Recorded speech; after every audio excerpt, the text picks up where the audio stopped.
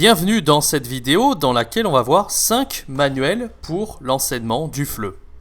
Alors parmi ces 5 manuels que je vais vous présenter aujourd'hui, il y en a surtout 3 sur les 5 que j'ai utilisés.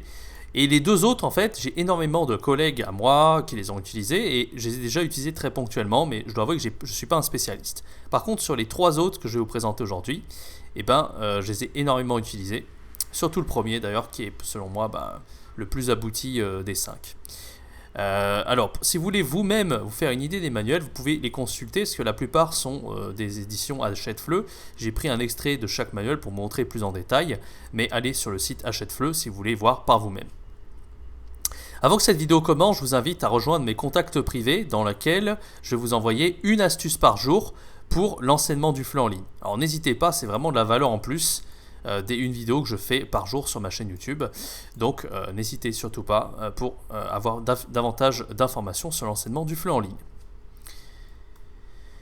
Alors le premier manuel que j'aimerais vous présenter aujourd'hui, c'est Alter Ego Plus. Alors Alter Ego Plus, j'ai commencé à l'utiliser quand j'étais en Chine en 2019. Donc ça fait 2 ans que je l'utilise. Et selon moi, c'est vraiment... Alors, je n'irai pas à dire que c'est le meilleur manuel, parce qu'il date un peu maintenant, mais je souhaite vraiment que l'équipe de Hachette FLE fasse une suite à Alter Ego, c'est-à-dire... parce que ce manuel-là, il date vraiment de 2011, je ne dis pas de bêtises. Ça fait 10 ans qu'il existe. Mais selon moi, même si ça fait 10 ans et qu'il a l'air un peu vieux comme ça, il est tellement bien construit, et il y a tellement tout ce qu'il faut dedans, que... c'est aussi parce qu'au fil des années, j'ai préparé tellement de diaporamas à partir du manuel que j'ai commencé à préparer en Chine. Jusqu'à aujourd'hui, je continue à préparer ce manuel tellement il y a de leçons dedans. Mais voilà, il est vraiment excellent. Alors, ce que j'aime particulièrement dans Alter Ego, c'est son excellente structure. Il est vraiment très très bien structuré. Il y a tout ce qu'il vous faut. Expression écrite. Expression écrite, compréhension orale, expression orale, prononciation, production orale, production écrite. Il y a vraiment tous les niveaux de compétences. Donc ça, c'est super. En plus de ça, la grammaire est vraiment très très bien expliquée. En fait, il y a des points langues dans le manuel et c'est vraiment concis. C'est pas trop compliqué. Il y a vraiment juste ce qu'il faut pour vraiment bien comprendre. On vous bassine pas de théorie. C'est vraiment Puis la grammaire est contextualisée aussi. Le point langue, il n'arrive pas comme un cheveu sur la soupe. Il arrive un petit peu après le contexte que vous avez eu dans la compréhension orale, la compréhension écrite.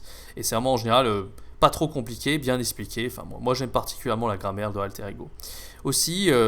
C'est basé sur des actes de parole, sur des compétences pragmatiques. Donc il y aura des leçons, ça va être se présenter. Au début, on fait l'alphabet, après c'est se présenter, après ça va être parler de sa famille, parler des habitudes, commander un plat au restaurant. Enfin, ça va être que des choses pragmatiques. Tout sera utile dans ce manuel pour vos apprenants. Donc si par exemple votre apprenant il a des objectifs communicatifs bien particuliers, de savoir parler à sa famille d'accueil en France, et il saura le faire grâce à vos leçons préparées avec Alter Ego. Okay. Ce que j'aime bien aussi, c'est la progression. Alors ça, c'est vraiment pour ça que j'utilise Alter Ego en fait la plupart du temps. C'est la progression du manuel. Si vous commencez avec Alter Ego Plus de A1, vous allez vraiment commencer avec du niveau A0, des gens qui n'ont jamais fait de français de leur vie. Je me rappelle quand j'étais en Chine, c'était la plupart du temps, c'était le prof chinois en binôme qui enseignait à des A0. Et parce que apparemment ça paraissait dur d'enseigner à l'alphabet, mais maintenant je le fais tout le temps et j'y arrive très bien à enseigner au niveau A0 totalement débutant avec Alter Ego. Ça se fait largement. Donc voilà, vous pouvez commencer, vraiment quelqu'un qui n'a aucune base de français, vous pouvez commencer avec Alter Ego sans problème. Voyons un petit peu le découpage ensemble. Alors pourquoi j'aime Alter Ego? C'est qu'en fait, de Alter Ego 1 à Alter Ego 5, tout est découpé en fait par dossier. De A1 à C1, voire même jusqu'à C2, vous avez de quoi faire. Vous avez, ça c'est le découpage de Alter Ego. Et en fait, en fonction des dossiers, ça correspond à un niveau. Par exemple, l'élève, quand il commence, il est à 1.1 et il commence au dossier 0. D'accord ? Et quand il aura fini, si vraiment vous faites seulement avec du Alter Ego, il pourra avoir un niveau C1.4. Voilà. Je ne rentre pas dans les détails même de ce découpage. En fait, j'en ai parlé, si vous voulez en savoir plus sur le découpage et comment utiliser Alter Ego et comment construire de super cours dynamiques, j'en parle suffisamment dans ma formation. Un exemple de page de manuel Alter Ego, c'est construit de cette manière. Vous avez un document en fait qui contextualise la leçon. Donc ça peut être une compréhension orale ou en général une compréhension écrite. Donc là par exemple c'est une leçon qui parle des habitudes, d'accord ? Donc on a un texte sur les habitudes qui parle de la famille Gontran. Ensuite on a quelques petits exercices pour comprendre un peu le contenu du texte. Ensuite on a un aide-mémoire sur un petit peu c'est un semi-point de grammaire, on va dire. On a le point langue, donc le point de grammaire, et puis on a des exercices sur la grammaire. Donc là, c'est les verbes réflexifs, parce qu'on parle des habitudes. D'accord ? Voilà, c'était pour montrer un petit peu l'architecture d'une page alter ego. Voilà. Mais j'en parle suffisamment dans ma formation Devenir un virtuose du flux en ligne. Si vous êtes intéressé vraiment pour faire des cours très dynamiques, basés sur une progression, voilà, vous ne savez pas comment situer le niveau de l'apprenant et vous voulez être capable de faire tout ça tout en intégrant des jeux dans votre leçon. Enfin, vraiment, je vous explique beaucoup de choses dans cette formation. Si vous êtes intéressé en vrai et vous voulez avoir le détail de cette formation, comment utiliser Alter Ego, c'est le lien dans la description, Devenir un virtuose du flux en ligne. N'hésitez pas à aller faire un tour si vous êtes intéressé. Alors, le deuxième manuel que j'aimerais vous présenter brièvement, c'est Edito. Alors, Edito, il est assez proche de Alter Ego, il est tout aussi populaire. On va dire que Alter Ego, en fait, globalement dans le monde, les gens utilisent davantage Alter Ego que Edito. Enfin, les alliances françaises utilisent plus Alter Ego. Mais pas toujours. Il y a certains endroits, maintenant, ils utilisent de plus en plus Edito. Notamment à Taïwan, là où je suis en ce moment, ils utilisent davantage Edito. Mais quand j'étais en Chine, c'était pro Alter Ego. Donc ça dépend. Donc c'est assez proche d'Alter Ego dans l'ensemble. Et moi, personnellement, j'adore Alter Ego pour les niveaux débutants, en fait. Si on regarde donc, si je vous remonte le découpage, Alter Ego, on va dire, de A1.1 jusqu'à B1.3, on va dire, mais de 1.1 jusqu'à B1.1 surtout, là, c'est excellent, en fait. De Alter Ego 1 jusqu'à début de Alter Ego 2, je trouve ça vraiment extra, les leçons Alter Ego. C'est vraiment super. Alors que Edito, selon moi, c'est vraiment très bien pour le niveau avancé. Je suis un petit peu moins fan de Alter Ego pour le niveau avancé, genre B2, C1. Mais Edito au niveau avancé, c'est vraiment pas mal. Voilà, pour le niveau avancé. Alors je vous montre un petit peu comment c'est fait. Au niveau de la progression, c'est très différent. Là, par exemple, je vous ai mis un extrait de Alter Ego niveau C1. Et vous voyez en fait que sur le fait que c'est didactisé, sur la progression, c'est vraiment différent. Donc là, il y a vraiment beaucoup de questions, c'est beaucoup moins visuel, mais bon, c'est normal, on est un peu au niveau C1. C'est beaucoup plus récent en même temps comme manuel. J'avais un collègue à l'Alliance française en Chine qui avait contribué à la création de ce manuel, pour la petite anecdote. Mais voilà, c'est vraiment sur la progression de Edito, pardon. C'est moins visuel en général, et enfin pour les niveaux avancés en tout cas. Moi j'avais utilisé aussi Edito pour A1, j'étais moins fan que Alter Ego, beaucoup moins fan. Donc voilà, je vous recommande vraiment Alter Ego pour les niveaux débutants, tandis que Edito pour le niveau avancé, B2, C1, c'est vraiment pas mal du tout. Troisième manuel, le nouveau taxi, qu'on peut appeler des fois taxi tout court. Alors, taxi en fait, je ne connaissais pas trop, mais je l'ai feuilleté pas mal, j'ai des fois pioché des activités dans ce manuel. Je trouve qu'il est assez bien fait, il ressemble pas mal à Alter Ego. Je suis un peu moins fan, je préfère Alter Ego que Taxi, mais je dois avouer que sur la progression, je trouve qu'il est vraiment plutôt pas mal, honnêtement. Il ressemble beaucoup à Alter Ego, c'est complet, ça part de dialogue en général, vous avez de la compréhension écrite, compréhension orale, grammaire, et puis il y a aussi des jeux en fait. Contrairement à Alter Ego, on incorpore des jeux, des mots croisés, des choses comme ça, et puis il y a aussi un point phonétique souvent à la fin. Je montre un petit peu ce que ça donne, donc là, vous voyez, là on a un dialogue par exemple. Là, on a des petites compréhensions, donc compréhension orale, puis on a un point langue, donc là c'est la grammaire, un petit peu comme on fait sur Alter Ego. Savoir dire, ça ceci, je ne sais plus comment ils appellent ça dans Alter Ego, ils appellent ça... oh, j'ai oublié le nom, bon, c'est pas important le nom de l'intitulé, voilà. Puis là, vous avez un jeu, le bingo par exemple. Là, on a de la communication, et puis là, on a un point de prononciation. Voilà, donc vous voyez ça, au niveau de l'architecture de la page, c'est un peu différent d'Alter Ego, mais c'est quand même, ça ressemble beaucoup, quoi. On a un point langue ici, on n'a pas des exercices, par contre, juste après point langue, mais les exercices sont à la suite, donc je trouve que ça ressemble un petit peu, au niveau de l'architecture, ça ressemble un petit peu à Alter Ego. Voilà. Quatrième manuel, communication progressive du français. Alors c'est celui-là que j'ai pas trop utilisé. Pourquoi ? Parce qu'il est beaucoup plus basé sur la communication. Alors j'ai eu envie de vous le mettre dans Stop parce que en fait j'ai pas mal d'amis qui l'utilisent, notamment un ami qui regarde ces vidéos, dédicace à toi, je pense qu'il se reconnaîtra. Et en fait pourquoi il est intéressant ce manuel ? Parce que en fait il est vraiment basé sur les actes de parole, c'est-à-dire sur les objectifs pragmatiques. C'est beaucoup moins complet en mode document écrit, compréhension écrite, compréhension orale et phonétique. Il est moins linguistiquement parlant, il est moins riche. Par contre, au niveau des compétences et des pragmatiques et des actes de parole, il est très intéressant. Si par exemple vous êtes prof de FLE indépendant et que vous avez des personnes qui ont besoin de travailler la conversation, mais pas en mode pratique de la conversation seulement, qui ont besoin d'avoir un peu de matière pour leur conversation, ce manuel pourrait être vraiment parfait pour ce type de cours. Voilà. On a aussi des petits exercices de grammaire et vocabulaire, mais voilà, on nous blinde d'exercices, beaucoup d'exercices structuraux. C'est pour ça que je suis un petit peu moins fan de ce manuel. Voilà, j'aimerais vous montrer un peu à quoi il ressemble. Donc voilà, on a un dialogue. Vous voyez, client et vendeuse, ça c'est vraiment bien ça. Ça c'est vraiment les compétences pragmatiques.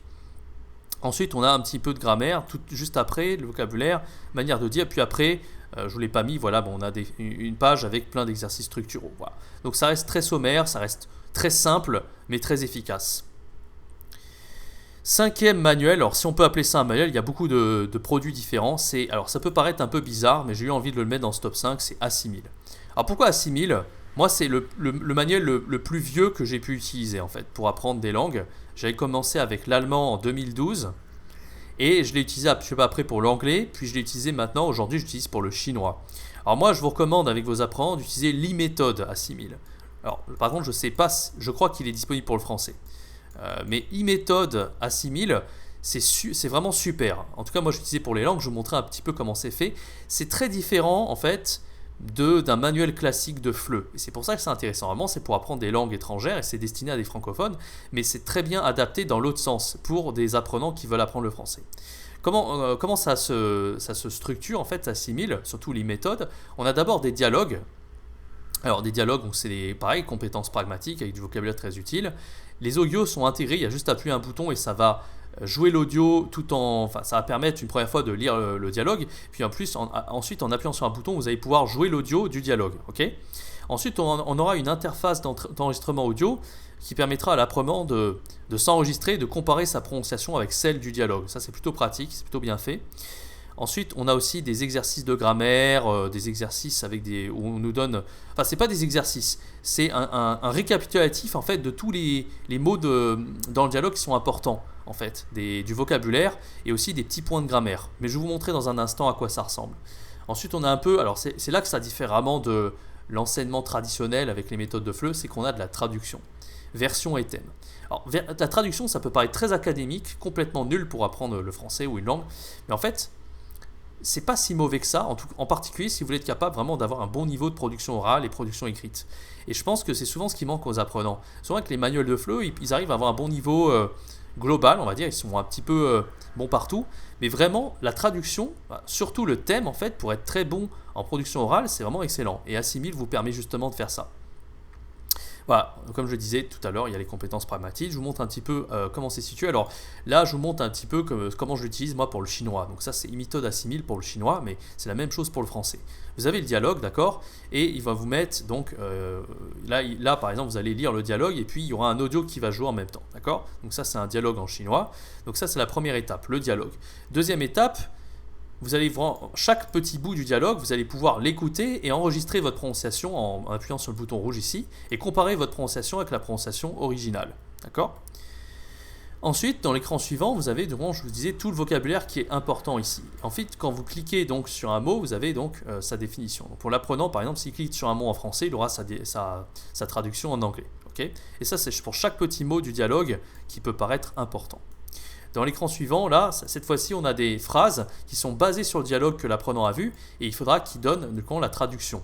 D'accord ? Donc là, on est vraiment dans la méthode grammaire-traduction. Ça peut être vraiment pas mal avec certains apprenants. Surtout parce que l'e-méthode Assimil est disponible à un niveau débutant de A1 jusqu'à B1, mais pour le niveau avancé, B2, C1, il existe aussi. Donc si par exemple vous voulez faire quelque chose d'un peu plus pointu, académique, vous pouvez très bien l'utiliser pour des niveaux plus avancés.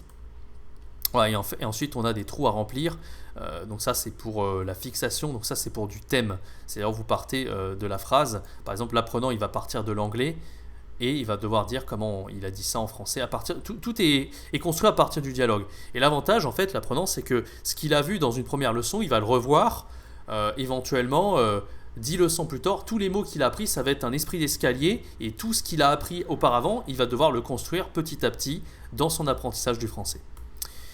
Voilà, là je vous montre un petit peu la progression. Par exemple, tout ce que vous avez appris à la première leçon, là, qui s'appelle comme ci, comme ça. Par exemple, moi je fais une leçon ici au niveau 10. Et bien tout ce que j'ai vu là au niveau 1, ils vont me le rappeler dans le niveau 10. Voilà. Niveau 2, pareil, je vais le voir là. Niveau 3, etc. etc.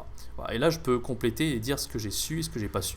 Là j'ai des croix rouges partout, mais c'est parce que j'avais la flemme de mettre les tons en fait pour les... Bon, je vous parle pas du chinois, mais en fait il y a une prononciation en chinois et en fait avec le clavier occidental on peut pas les mettre, donc du coup j'ai eu des croix rouges partout. Bref, je rentre pas dans les détails. Voilà, merci d'avoir suivi ce petit top 5 des manuels de FLE, j'espère qu'il vous a plu. Encore une fois, si vous voulez avoir plus d'infos sur les manuels, je vous mets le lien dans la description. Vous pouvez feuilleter en fait le contenu des manuels sur le site Hachette-Fleu. Le seul manuel que j'ai présenté qui n'est pas Hachette-Fleu, c'est Assimi, là, ce que je vais vous montrer, et aussi Communication progressive du français. Tous les autres sont disponibles sur le site Hachette-Fleu. N'hésitez pas à les feuilleter, n'hésitez pas à vous les procurer.